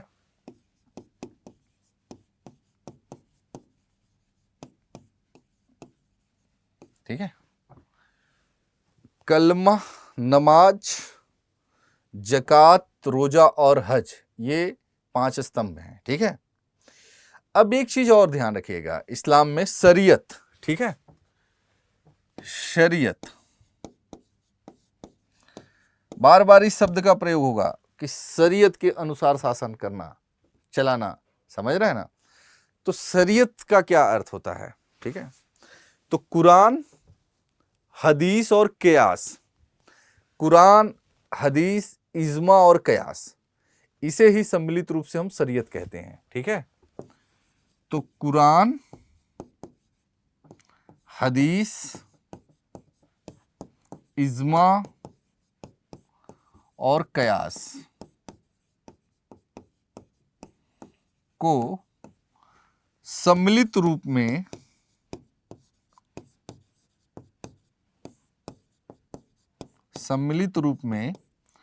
शरीयत कहते हैं।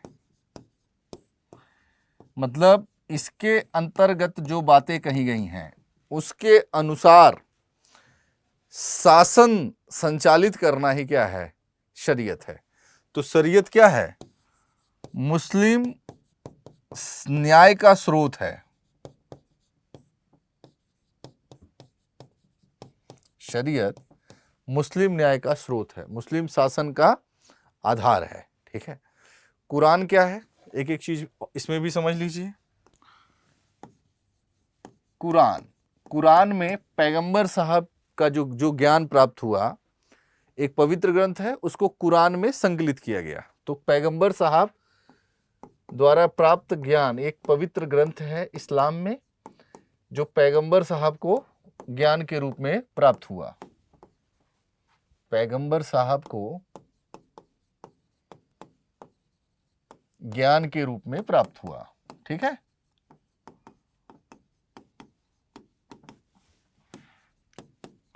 उन्हें कुरान में संकलित कर दिया गया। ठीक है, कुरान हो गया। दूसरा है हदीस। तो हदीस क्या है?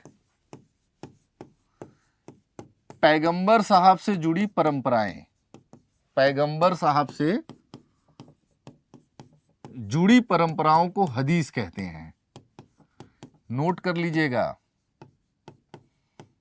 परंपराएं हदीस कहला रही हैं। इज्मा क्या है? तो इज्मा विधि शास्त्री द्वारा व्याख्या किया गया कानून है। ठीक है, इज्मा विधि शास्त्री द्वारा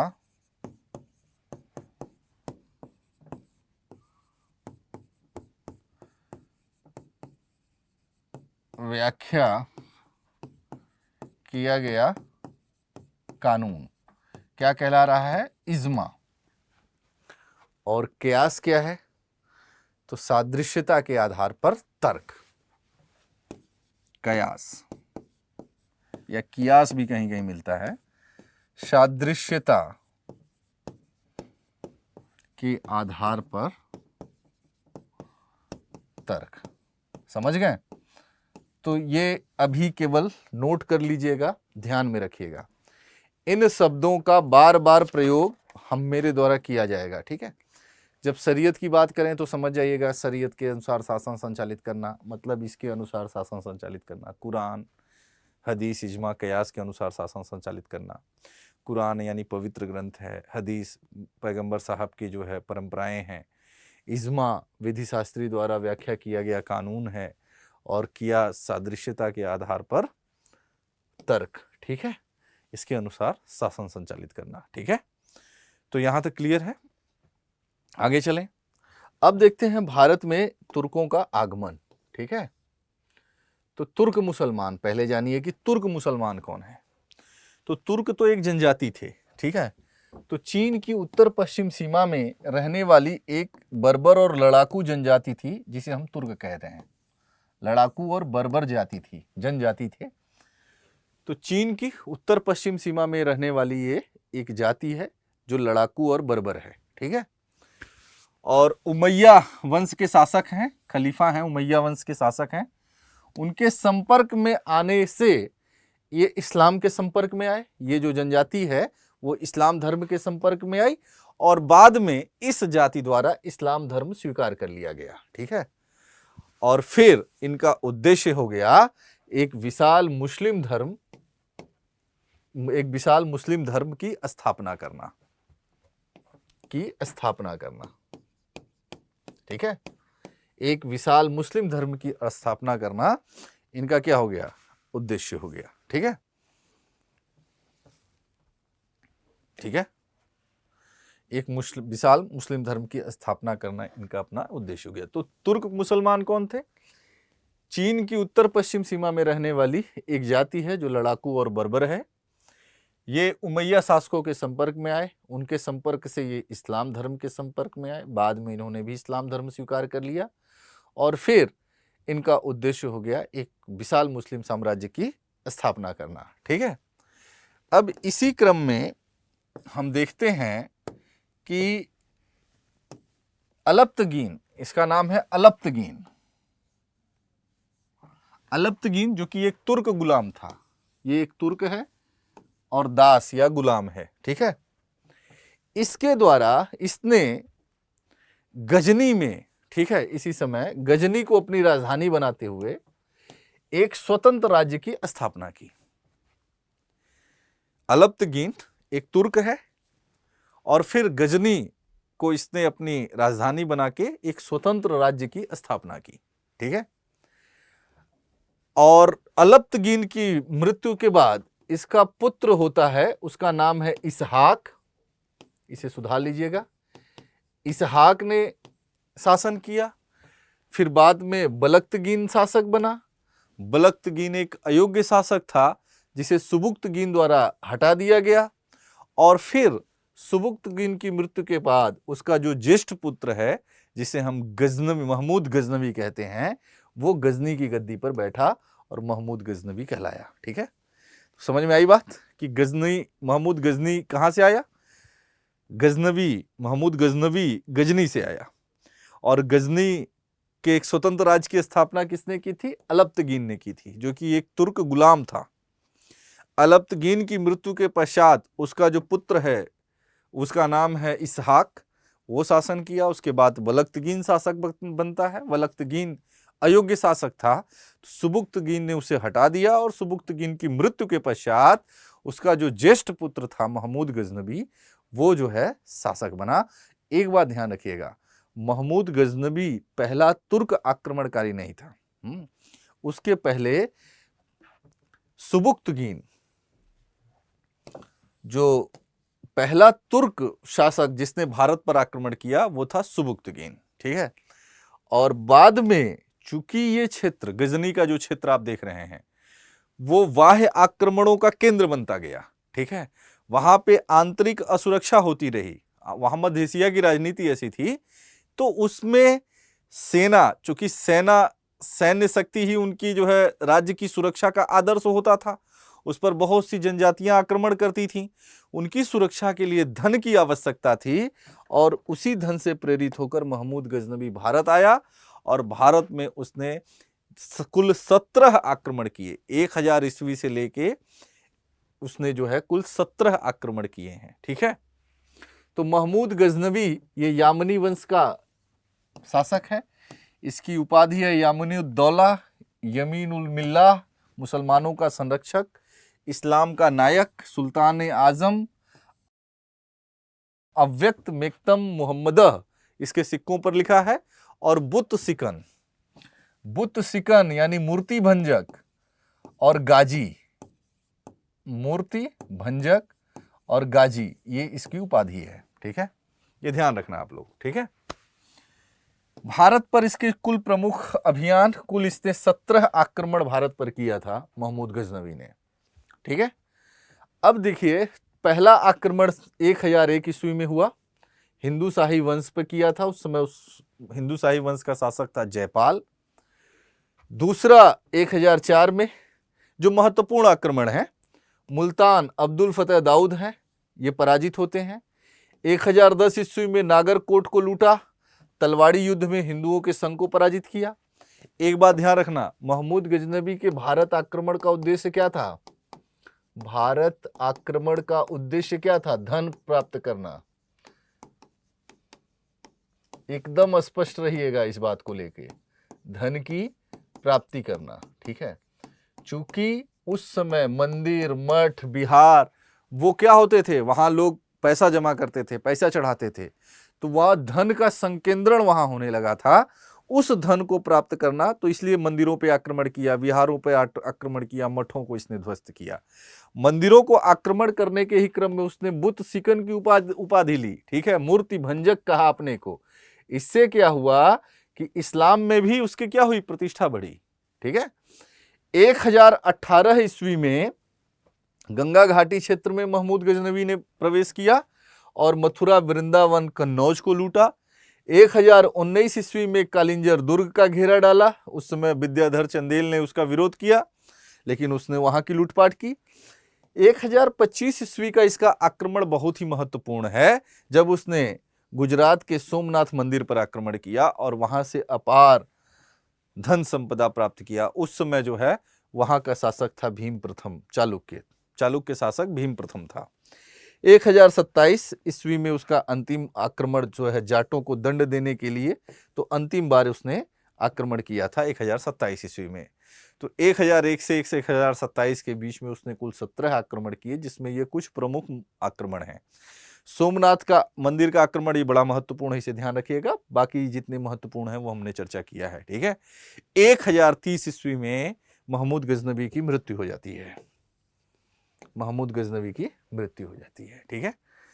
तो यहां तक क्लियर है। महमूद गजनवी के भारत आक्रमण का एकमात्र उद्देश्य था धन की प्राप्ति, धन की लूट करना। आई बात समझ में?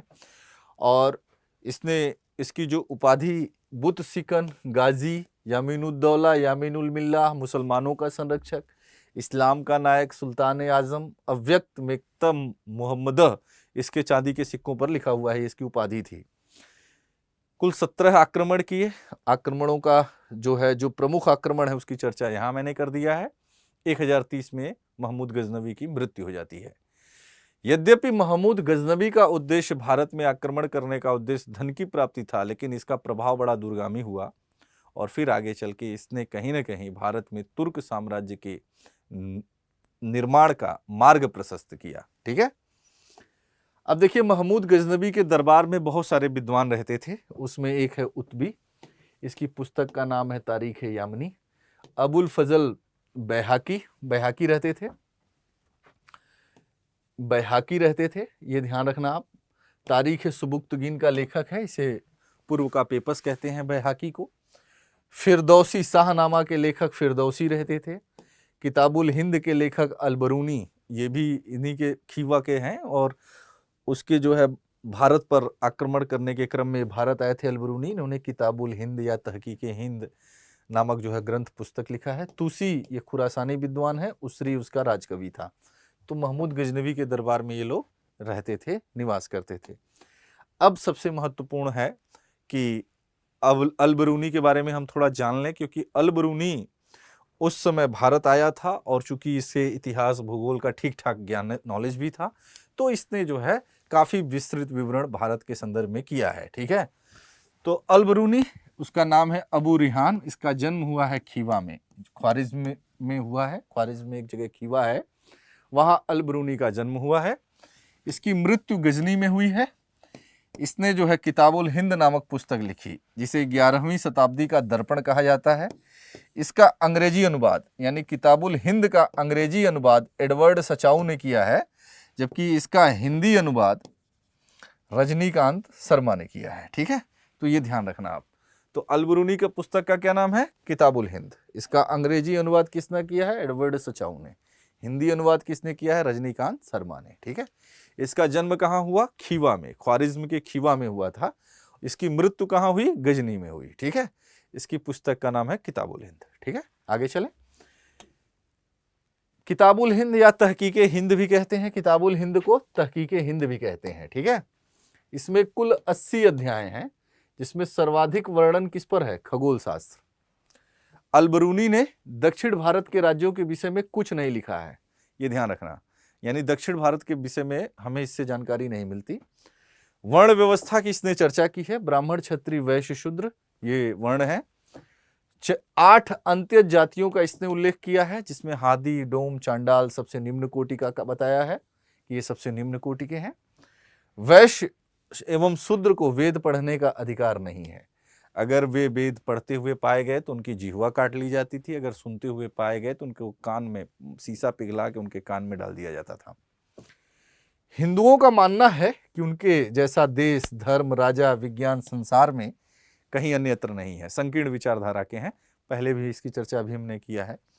महमूद गजनवी की सेना में कन्नड़ सैनिकों का उल्लेख भी इसने किया है। ठीक है। तो अलबरूनी के ये महत्वपूर्ण विवरण है, इसे आप ध्यान में रखिएगा। ठीक है। तो आज की क्लास यहीं तक।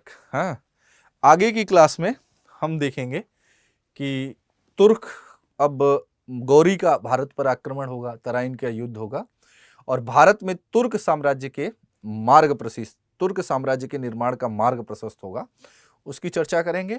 फिर कंटिन्यू करके आपका जो है दिल्ली सल्तनत और मुगल 2 पार्ट पढ़ेंगे। फिर बीच में बहमनी है और विजयनगर, उसे भी पढ़ेंगे, प्रांतीय राज्य भी पढ़ेंगे। तो आज की क्लास यहीं तक, मिलते हैं अगली क्लास में। इसका सब नोट्स बना लीजिएगा आप लोग। ठीक है। आप लोगों का अक्सर मेरे पास मैसेज और फोन आता रहता है कि सर नोट्स कैसे बनाएं। तो जैसे आप क्लास करते हैं ना, उसी समय पढ़ते समय ही लिखते भी रहा करिए। लिखने और पढ़ने का काम एक साथ कीजिए, बाद में उसे एक बार रिवाइज कर लीजिए। ठीक है। कहीं कोई दिक्कत है तो हमारी टीम को बताइए, फिर हमसे बात कीजिए, कोई प्रॉब्लम नहीं है। ठीक है। तो आज की क्लास यहीं, मिलते हैं अगली क्लास में। तब तक के लिए थैंक यू सो मच।